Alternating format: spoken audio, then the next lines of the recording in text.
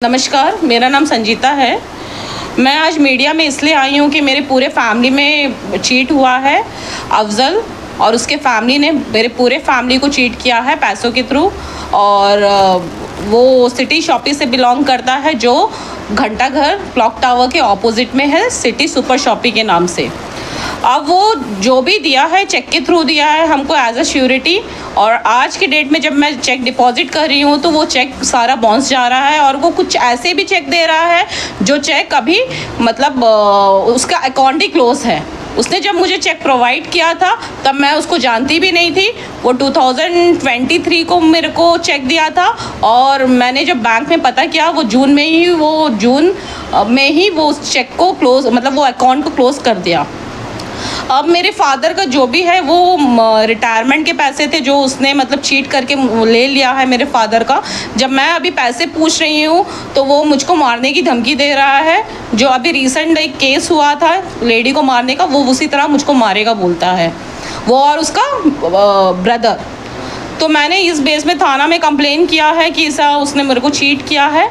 तो अभी वहाँ से अभी इन्वेस्टिगेशन चलता है, लेकिन मेरे को अब ये क्या है यार, पुलिस के ऊपर, एडमिनिस्ट्रेशन के ऊपर भरोसा है कि इस चीज़ को वो आगे लेके मेरे को इंसाफ दिलाए, मेरे फादर का रिटायरमेंट का पैसे को मतलब उससे निकाले। और क्या बोलूँ मैम, टोटल कितना? और अभी अच्छा, टोटल उसने अभी हमको जो भी है एक्चुअल अमाउंट 34 लाख का उसने चीट किया है, जिसके मेरे पास प्रूफ है एज अ चेक। और उसमें उसने मतलब टेंडर बोल के वो हमसे लेता था। वो कैसे चीट करता था मैं बताती हूँ। वो टेंडर बोल के हमसे लेता था, ये एक टेंडर का कॉपी है।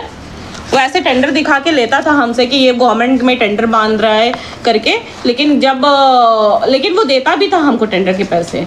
अब वो कहाँ रोटेट किया, क्या रोटेट किया मेरे को नहीं पता है। लेकिन अभी जब हम पैसे, एक्चुअल पैसे हमको नहीं चाहिए बोला कि आप वो टेंडर को बंद कर दीजिए, जब हम उनसे एक्चुअल पैसे पूछ रहे तो वो मेरे को मारेगा बोल रहा है, और वो पैसे भी नहीं देगा बोलता है। तो आप कुछ पूछेंगे? तो आपने कंप्लेंट नहीं किया? कंप्लेन का बताइए। हाँ, मैंने अभी कंप्लेन किया है। यहाँ पे ये थ्रेटन वाला कंप्लेन भी किया है और ये पैसे वाला कंप्लेन भी किया है, और उसको भी कुछ डॉक्यूमेंट सबमिट करने के लिए बोले हैं वहाँ के एसएचओ सर ने।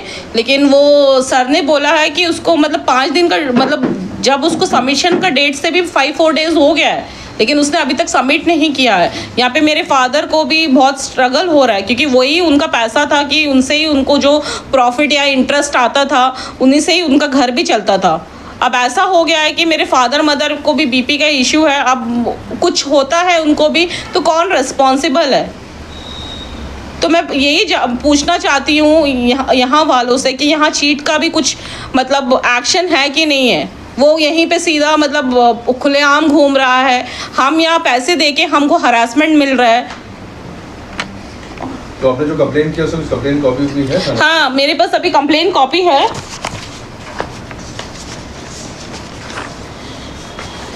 ये एक कंप्लेन कॉपी है जो मैंने सैटरडे नाइट 16 को किया था। ये एक कंप्लेन कॉपी है। इसके बिहाफ में वहाँ के एसएचओ सर ने बोला कि मतलब आप हमको बताइए आपको कितने पैसे देने हैं, आप अपने डिटेल्स सारे सबमिट करिए। तो कल मैंने उनको शाम में जाके डिटेल सबमिट किया है, लेकिन उस पार्टी से अभी तक कुछ एक्शन नहीं हुआ है कि वो कब जमा करेगा, क्या जमा करेगा। वो खुलेआम घूम रहा है हमारे पैसे को लेके। उसको कोई चीज़ का भी लाइक रिग्रेट नहीं है कि वो मतलब ऐसे चीट करके वो घूम रहा है। और मुझे ये भी नहीं पता कि वो यहाँ पे मतलब कितने मतलब लोगों को चीट करा है, क्या करा है। मेरे माध्यम से शायद से कोई और भी सामने आए, ठीक है। तो मैं चाहती हूँ कि अगर ऐसे किसी और के साथ भी हुआ है तो वो हमसे कांटेक्ट करे कि उनके साथ भी ऐसे चीट हुआ है। तो ये बहुत बड़े अमाउंट है एक मिडिल क्लास फैमिली के लिए। मतलब उनका एंटायर मतलब ज़िंदगी का सर्वाइवल मनी है ये, जो वो बंदा को कोई मतलब फ़र्क ही नहीं पड़ रहा है। वो ऐसे लेके मतलब अपना कुछ भी मतलब इन्वेस्टमेंट कर रहा है।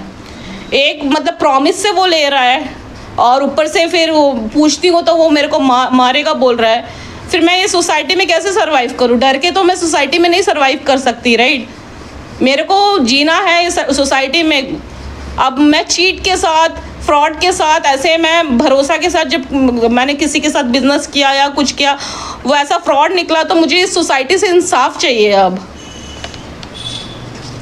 उन्होंने कंप्लेंट किया था कि आपने उसके दुकान में जाकर तोड़फोड़ करा, चिल्ला-चुली करा। नहीं, मैंने उनकी दुकान में तोड़फोड़ नहीं किया, मैं अकेली नहीं गई थी दुकान में, मैं गई थी और जिससे उन्होंने अफजल ने पैसे लिए थे सब गए थे, क्योंकि उसने लास्ट 2 मंथ से पैसे नहीं दिए और हम जिससे पैसे लिए 2 मंथ से मैं पे कर रही हूँ उनको, ठीक है, जबकि वो बंदा को पे करना था, तो वो 2 मंथ से मैं पे कर रही हूँ। तो अभी मेरे पास भी उतने पैसे नहीं है और मैं भी एक बिजनेस वूमेन हूँ, उतना अभी कपड़ों का उतना ज़्यादा अभी सेल्स भी नहीं है कि मेरे को महीने में 80,000 मैं किसी को लाइक एज ए इंटरेस्ट पे कर सकूँ।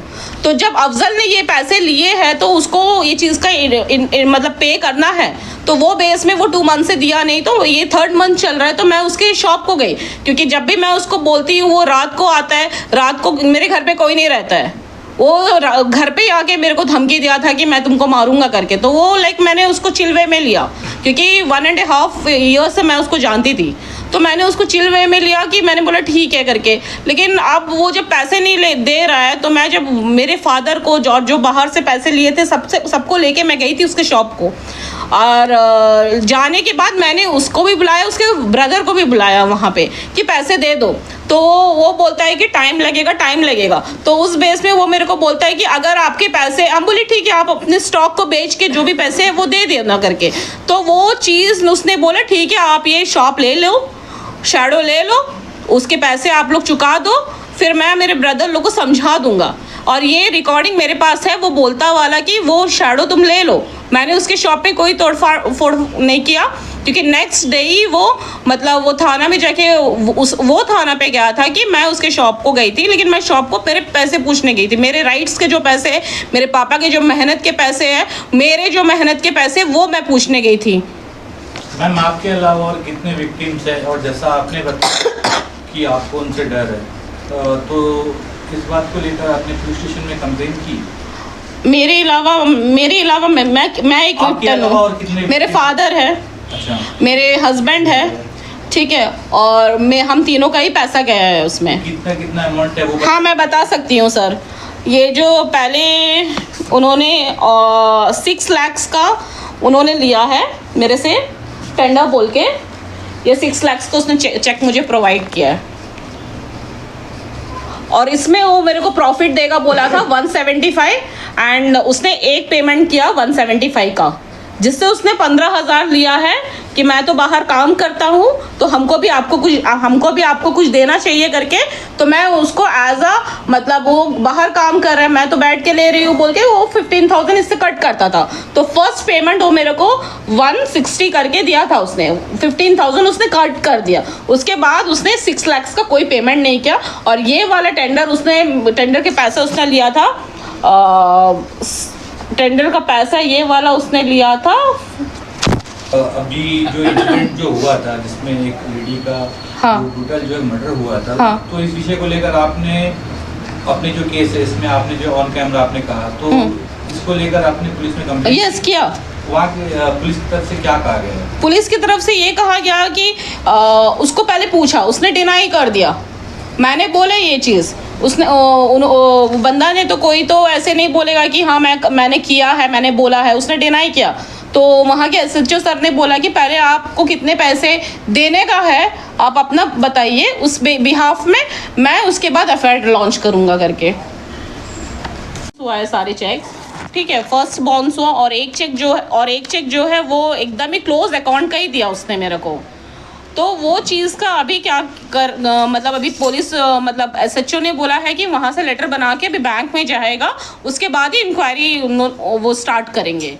लेकिन मेरा ये कहना है कि वो अभी भी घूम रहा है, अभी भी वो फ्री बर्ड के जैसे घूम रहा है, और मैं यहाँ पे घर पे डर के रह रही हूँ, मैं कोई चीज़ में फोकस नहीं कर पा रही हूँ, मेरा सारा पैसा वो ले के मैं यहाँ पे हरासमेंट के जैसे बैठे रही हूँ।